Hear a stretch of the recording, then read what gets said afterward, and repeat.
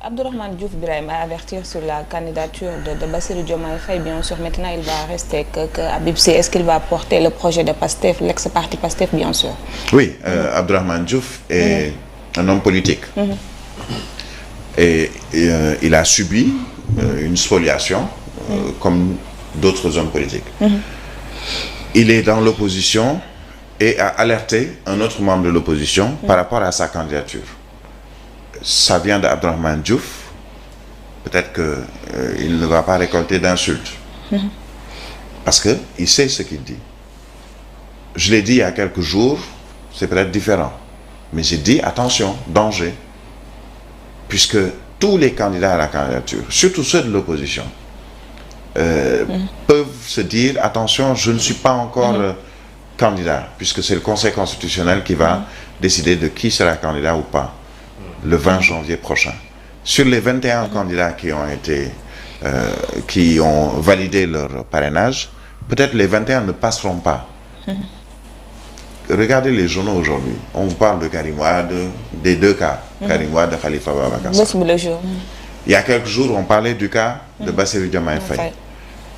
On a parlé même du cas de Habib Sy, qui est également candidat à la candidature et qui a bénéficié des élus de Yewwi Askan Wi et surtout du parti PASTEF.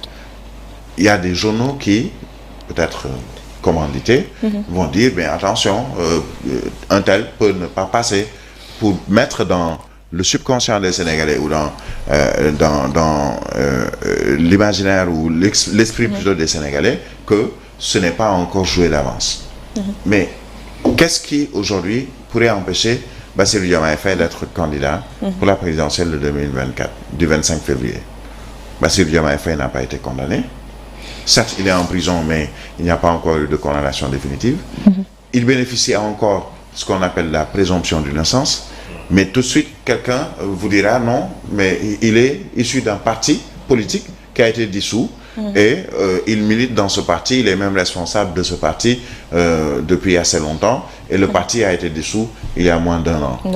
Ce sont, à mon sens, des prétextes qui ne devraient pas tenir la route. On doit aller vers cette présidentielle du 25 février avec tous ceux qui doivent y aller. C'est-à-dire, si Bassirou Diomaye Faye doit y aller, qu'on ne trouve pas des subterfuges ou des explications pour l'écarter.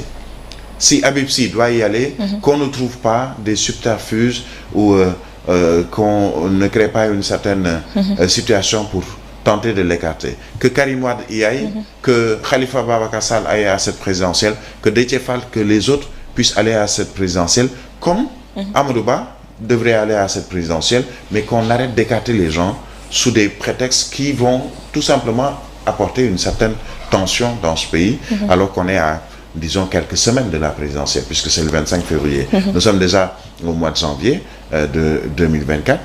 Dans quelques jours, donc le 20, on saura qui sera candidat, qui ne le sera pas. Est-ce que tous les 21 vont passer? Est-ce qu'il y aura d'autres qui ont été peut-être écartés sous le prétexte du parrainage vont pouvoir revenir, puisque le Conseil constitutionnel pourrait se dire, écoutez, effectivement, il y a eu des erreurs dans le décompte de leurs parrains, entre autres, mais ils peuvent passer, ils seront également candidats.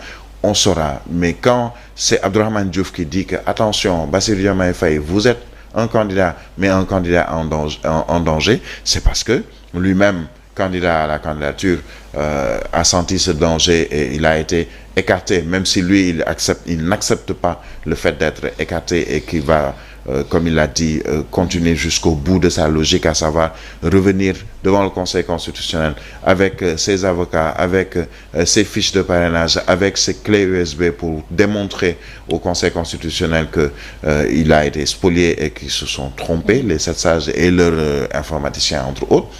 Que Abdourahmane Diouf dise ceci de Bassirou Diomaye Faye, c'est parce qu'il a peut-être des informations que nous n'avons pas. Il est au cœur de ce disons même pas dispositif, puisque lui-même candidat, qui a tâté un peu le pouls des populations, qui est allé vers les populations pour recueillir des parrains, et aujourd'hui qui a été écarté sous le prétexte que certains de ces parrains ne sont pas bons ou n'existent pas ou qu'il y a eu doublon. Et bien il le dit également pour Bassirou Diomaye Faye, pour lui dire que malgré le fait d'avoir suffisamment de parrains, ils vont trouver un moyen pour vous écarter. Alors il faut déjà se préparer en conséquence. Aujourd'hui, je vois depuis hier par exemple la cellule de communication du parti PASTEF qui envoie des informations concernant justement cette volonté pas seulement de Bassirou Diomaye Faye mais de Ousmane Sonko d'aller à la présidentielle.